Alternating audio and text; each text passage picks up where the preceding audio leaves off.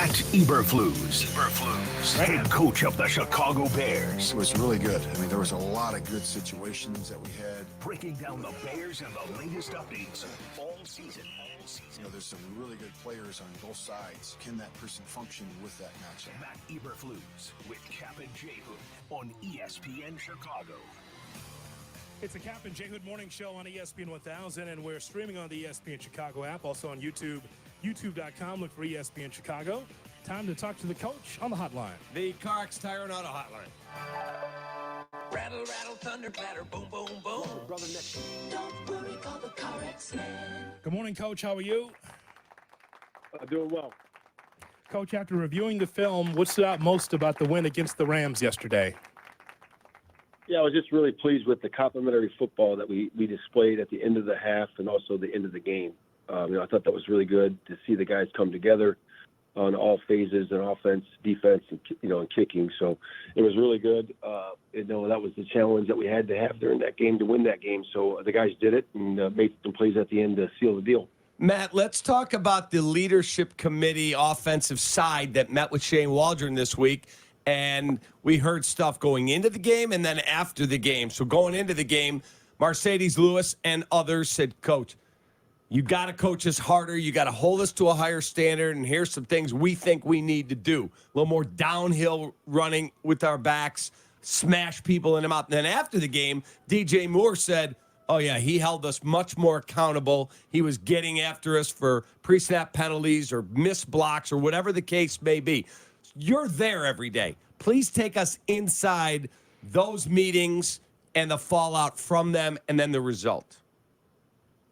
Yeah, it's just really about communication, and that's really what it is. We're always trying to improve that. We're always trying to get better, so this week's no different. And last week was, obviously it was in the public eye a little bit, but we're always looking to get better, and we're always looking to improve our communication with coaches, with players, and amongst each other, just to improve the product on the field. And we've been saying it for the last couple of weeks, we wanted to run the ball better and come up with some good solutions to be able to do that. And again, we saw the fruits of our labor this last week. Kap, I think that made us all feel good to be able to see the Bears run the football effectively. We've been talking about, Coach has been talking about it, trying to find a way to run the football and 131 yards on the ground. That works, right? Oh, yeah. Coach, Hoodie and I were talking about when you went to 3 tight ends down at the goal line, and I'm like, wait a minute, that's Doug Kramer back there. Yeah. I like that type of football because it may not be fancy, but good luck to you trying to stop it. If you do, God bless you. Where did that come up with? Did you have that in camp? Was that put in this week? Where did that germinate from? Yeah, we've had that personnel in all the way in camp. We had a couple plays in there, and we added a few more, but that's just our goal line package, and the guys did a good job of executing it there, and Doug did a nice job of, doing his job too, and I thought obviously Roshan does a really good job of running downhill on those, and we had the right guy doing it, so it was really about what we were doing and who was doing it, and the guys did a nice job of executing.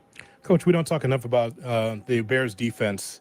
I call this like the Jaquan Brisker game because he's just all over the field just making plays. What did you like most about what the Bears did defensively? Because there's so many check marks where you say that went right, and getting interceptions and flipping the field. All these things really worked out in your favor in a lot of ways. Yeah, the defense did a nice job of holding.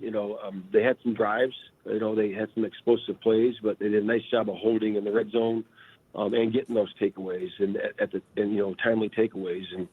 And really, our punt team did a wonderful job at the end of the game, of punting and pinning that 66-yarder to the LA8. And then he had the one where we, made them use all their timeouts and expire everything out there. And they end up having, about a minute to go with no timeouts. But that was a punt and pin also to the LA8. So the guys did a really good job there executing, as a defense and special teams.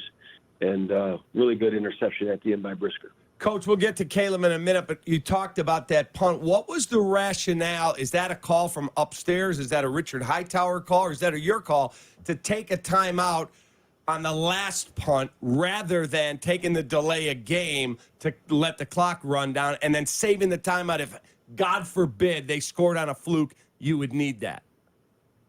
Yeah, so we took it all the way down to 1 second, so the time was the time. We took it right there. because they can decline that, and they more than likely were going to. And we like exactly where that positioning is, right at the 45. He likes hitting it from there. And again, he can hit it from a lot of places, but that's a sweet spot for him, and he did a nice job of pinning it down there. Matt Eberflus is the head coach for the Chicago Bears. He joins us after every Bears game on the Kap J Morning Show on ESPN 1000 and on the ESPN Chicago app. Coach, we talked also earlier that, you have your set of goals that you have for the football team. It was just driving me crazy seeing the amount of penalties, going backwards behind the sticks. Cap, we talked about it. 1st and 25. Yeah, false starts. It just can't happen. So, Coach, as you look at that, I know you want to clean it up. How do you address that here with the team? Yeah, it has to get cleaned up. You saw it. It was we had a false start. It was 1st and 15. It puts you behind. We just got to make sure we clean those things up and looking at those, and some of them are, all the pre-snap penalties that we got to make sure we clean those things up. And those are all controllable. Those are things you can control, and we have to do a really good job of correcting that and making that go away in the future. Because it's again, you're going to have a couple of them here and there, but we got to make sure that we don't.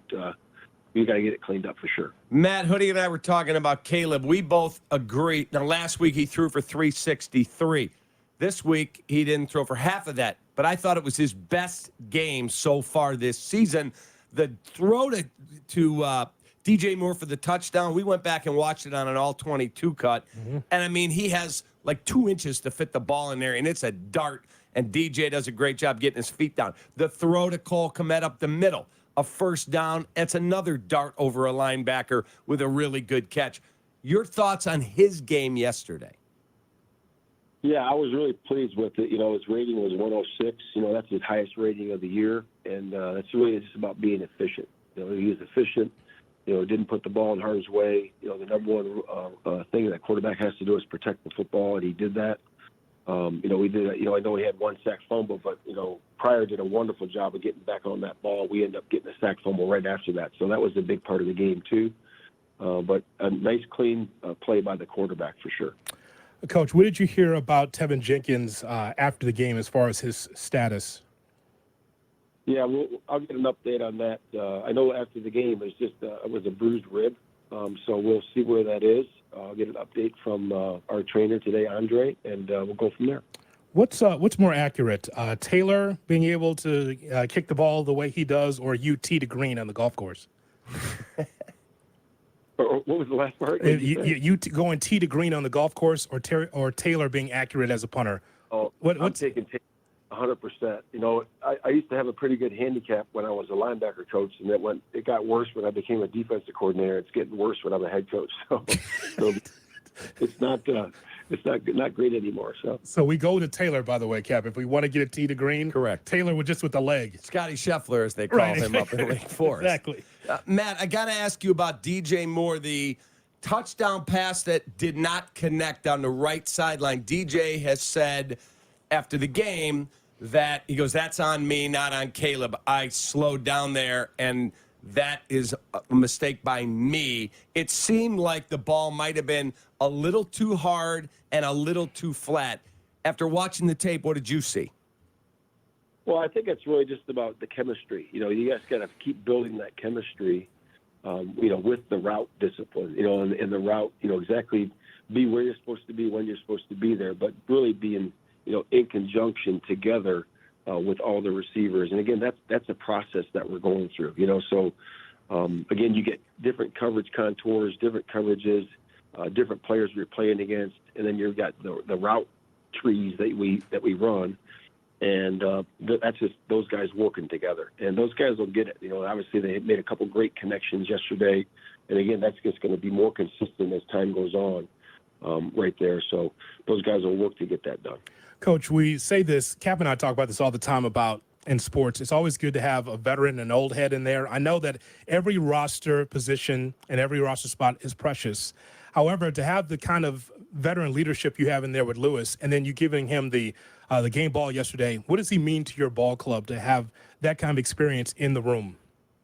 It's you can't measure it. You really can't. It's so impactful, and the way the impact he has on all the players and all the coaches, just his presence, his wisdom, from being in different places, and stuff he can glean and really pull back from and lean on his experiences to really give us a little nugget here and there.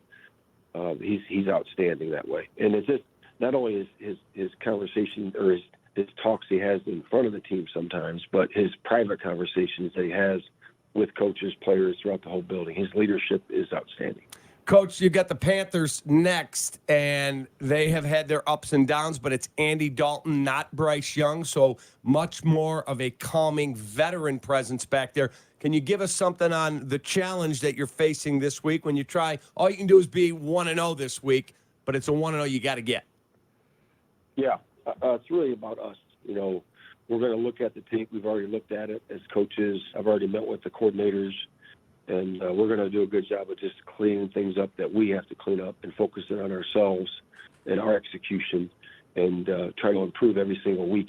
And that's been our charge here in these first. Have a good day.